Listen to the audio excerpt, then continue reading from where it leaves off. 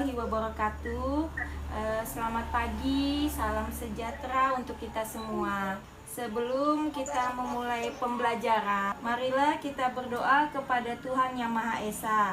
Semoga apa yang anak-anak dengarkan dan anak-anak cermati pada pagi hari ini dapat bermanfaat. Marilah menundukkan kepala dulu ya anak-anak sejenak dan mengadahkan kedua tangan kalian. Doa kita mulai. Berdoa selesai. Tiap pagi Ibu selalu sudah mengirimkan link absen, jadi kalian tinggal klik link absennya ya dan isi daftar kehadiran seperti biasanya. Kemudian Ibu akan mengingatkan anak-anak untuk selalu mematuhi protokol kesehatan. Yang tahu enggak protokol kesehatan itu seperti apa? Iya, mencuci tangan, apalagi? Iya, menggunakan masker. Dan yang ketiga apa? Jaga jarak.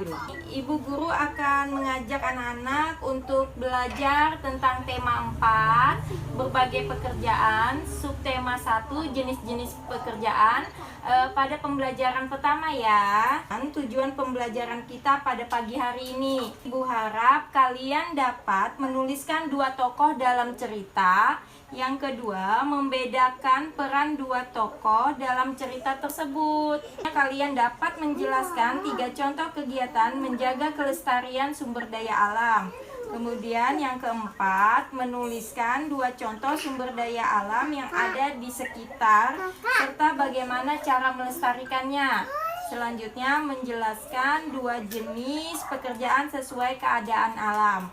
Dan yang terakhir, nanti anak-anak dapat menyusun laporan terkait jenis pekerjaan yang ada di sekitar tempat tinggal. Ya, Nana, langsung aja ke materi berikutnya, ke jenis-jenis pekerjaan tidak?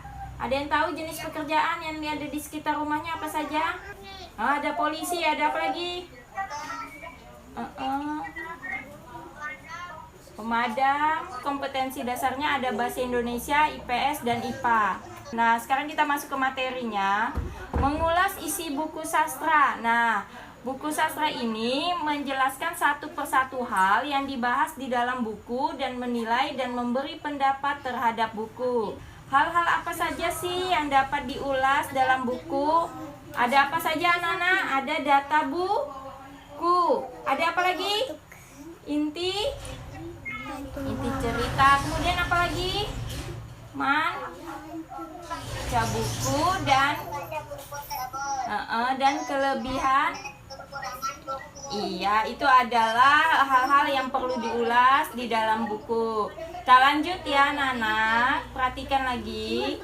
Pentingnya keseimbangan alam dan kelestarian sumber daya alam. Nah, perhatikan. Menjaga keseimbangan alam dan kelestarian sumber daya alam agar tidak merugikan manusia dan makhluk lainnya. Ada contoh usahanya. Apa saja usahanya dalam melestarikannya? Apa yang pertama, Nana?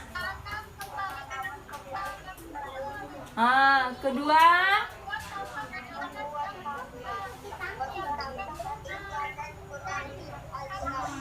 Yang ketiga? Iya.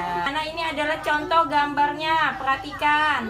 Ini adalah tambak ikan yang dibuat di Sungai Mahakam. Kita dekat enggak dengan Sungai Mahakam? Nah, dekat. Contoh berikutnya. Nah, kalau ini kan tidak ada di lingkungan kita ini. Tapi bisa kita lihat di gambar ada gelombang laut yang terus-menerus menerjang tebing tanah akan mengikis tebing tersebut. Disebut namanya apa tadi? Iya, ingat ya, abrasi. Ini makanya upaya kita harus menjaga lingkungan supaya tidak terjadi seperti yang digambar. Nah, bagaimana upayanya? Yaitu kalau di pantai kita harus menjaga kelestarian pohon bakau. Alasannya, pohon bakau berfungsi sebagai habitat makhluk hidup dan menahan gelombang air laut. Gambar kejadian di sekitar lingkungan kita. Ini akibat tidak menjaga keseimbangan alam dan kelestarian sumber daya alam. Ini terjadi di Jalan Patimura, Mangkupalas, Kecamatan Samarinda Seberang. Ada yang pernah lewat sini? Nah, Iya, tanahnya longsor kan? Nah, itu akibat kita tidak menjaga keseimbangan. Menebang pohon secara sembarang. Nah, jadi kalau mau menebang pohon itu harus tebang pilih. Yang sudah tua boleh dipotong, yang muda yang jangan. Kerjaan di dataran rendah apa tadi? Bertani padi. Kalau di daerah pantai? Iya, mencari ikan. Nah, ini sebenarnya ada video tentang bentang alam dataran tinggi dan pemanfaatannya. Seperti biasa Ibu kirim juga di Google Classroom. Jadi kalian bisa menyimak kembali pembelajaran berikut ini contohnya ya. Selanjutnya ini adalah tugas-tugas nanti diserahkan di Google Classroom ya, seperti biasa. Nah, ini ada teks silalang. Kalian dapat membacanya. Kemudian nih ada pertanyaannya, ada 5. Siapa sajakah tokoh yang terdapat pada cerita tersebut?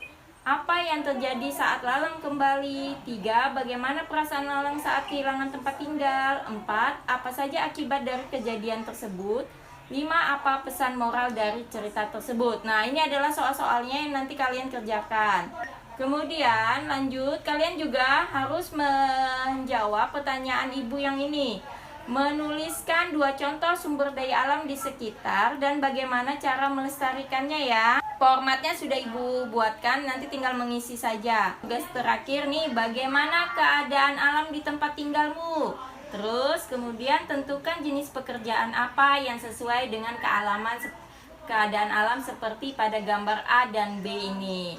Nah, semua dikerjakan di mana anak-anak?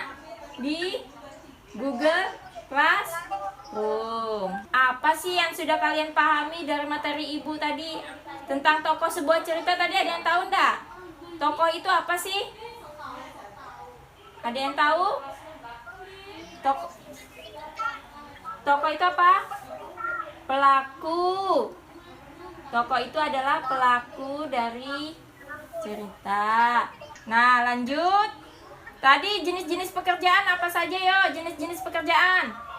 Ada di mana saja?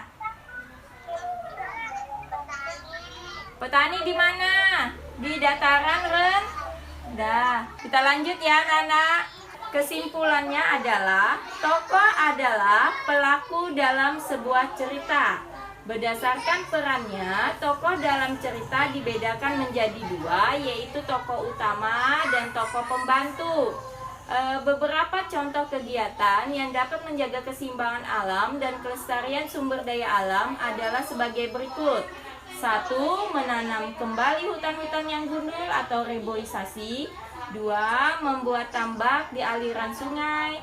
3. Memaksimalkan penggunaan sumber daya alam.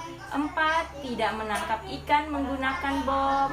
Kemudian, pekerjaan masyarakat itu bermacam-macam, tergantung dari sumber daya alam yang ada di sekitarnya. Sumber daya alam erat kaitannya dengan kenampakan alam. Contohnya tadi apa, Nak? Petani ada di mana? Dia memanfaatkan apa, Nak? Tanah yang subur untuk ditanami. Kemudian yang kedua apa lagi? Apa, Nak? Pekebun menanam teh dan sayuran di dataran tinggi. Kemudian ada lagi tadi nelayan menangkap ikan di perairan sekitar. Oke anak-anak, pembelajaran hari ini kita cukupkan sampai di sini dulu ya. Nanti kita lanjutkan lagi ke materi berikutnya. Jangan lupa kita berdoa dulu ya. Berdoa dulu sebelum kita menutup pelajaran ini. Silakan dulu berdoa anak-anak masing-masing. Iya, berdoa selesai ya anak-anak. Terima kasih anak-anak. Ibu akhiri materi pembelajaran hari ini. Iya. Assalamualaikum warahmatullahi wabarakatuh. Stay at home ya. Jaga kesehatan kalian. Dah.